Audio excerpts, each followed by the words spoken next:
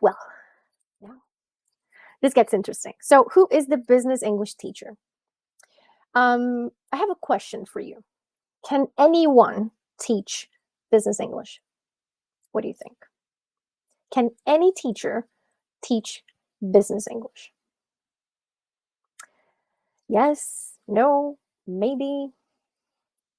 Look, I will answer you with another question. Should everyone teach business English? So actually, no, okay? So for instance, I don't teach kids, for example, and nor should everyone teach kids. I don't think everyone should teach kids. I don't want anybody teaching my child. I want someone who's prepared, who loves what they're doing, you know? And the same way goes for business English or any other Englishes. Remember that we discussed this in the beginning, the other Englishes, right? The other purposes. So it's the same. It's the same. So we need to have this in mind. And this is not coming from an arrogant point of view. This is coming from an honest point of view and no bullshit point of view. Okay, not really. Like as I said, I don't teach kids. Can I teach kids? I can. Do I like it? Like, do I enjoy the experience? No, I don't. It's torture. So again, it's really important to have this in mind.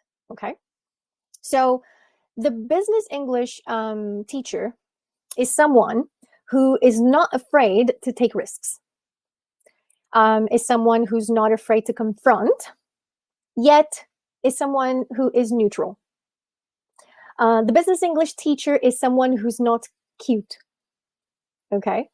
The business English teacher is someone who acts and looks professional. And really, don't take this the wrong way.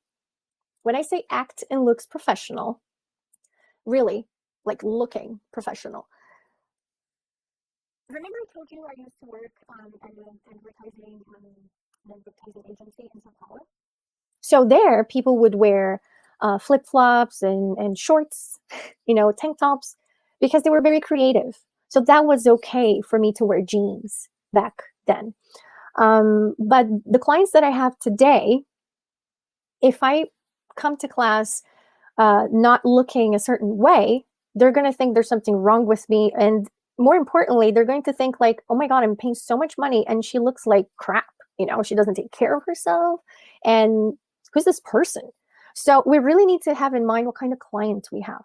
Okay, if you work with people that are more creative, probably you have to look creative the way you look. I work with clients that are more traditional in a way that, like, the companies are traditional, not the people per se, but the companies, the values of the companies are more traditional. I work with human resources and a lot with human resources and architects. And I also work with people from sales. So they expect you to look a certain way.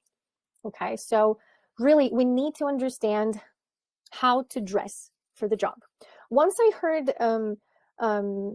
Stacey London, who's a fashion designer, stylist, she said, you shouldn't dress for the job you have, you should dress for the job you want to have.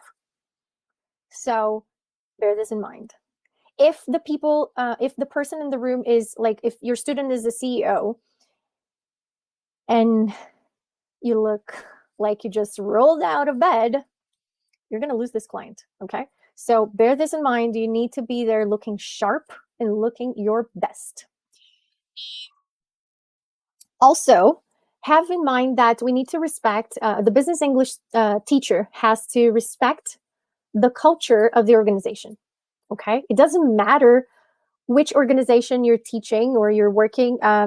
When I say the organization is the organization of the student, okay? So if they work in a certain company that is more into technology and innovation, so probably they will wear like a t-shirt, and that will be okay. You can wear jeans, and they will speak in a way that is more adequate for that environment. Now, if you work with clients that are in taxation or in the legal department, probably they're going to express themselves differently, and their organization is a little bit more different as well. So you kind of need to follow that too, okay? Because you cannot just come and expect them to change if their environment is completely different. When I say respect the culture of the organization, also don't be judgmental, because it's their organization, it's their company, and really they're sometimes just the employee, okay? We need, the business English teacher has to be able to talk about politics. I know this is controversial, but I have to bring this. They need to know how to talk about politics, but they cannot be political. Again, there's a fine line, okay? Because many times it's not about politics, but it's all the political aspect of the country or countries, if there are more than one branch of the company in the world. For example, I work with companies that are based here in Brazil. They have branches in Chile, in Germany, Dominican Republic. So we need to understand the political situation in all these places, but we cannot be political ourselves, you know, because this will affect the way they see the finances, or the way they see marketing or taxation and so on. You know what I mean?